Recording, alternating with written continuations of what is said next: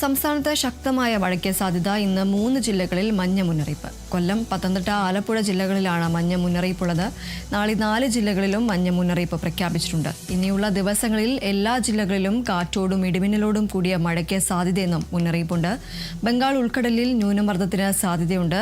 മന്നാർ ഉൾക്കടലിലും ശ്രീലങ്കയ്ക്ക് മുകളിലായി ചക്രവാത ചുഴിയും നിലനിൽക്കുന്നുണ്ട്. ഇതിന്റെ സ്വാധീനത്താൽ ഇന്ന് തെക്കു പടിഞ്ഞാറൻ ബംഗാൾ ഉൾക്കടലിൽ ഒരു ന്യൂനമർദ്ദം രൂപപ്പെടാൻ സാധ്യതയുണ്ട് എന്നും കാലാവസ്ഥാ മുന്നറിയിപ്പ്.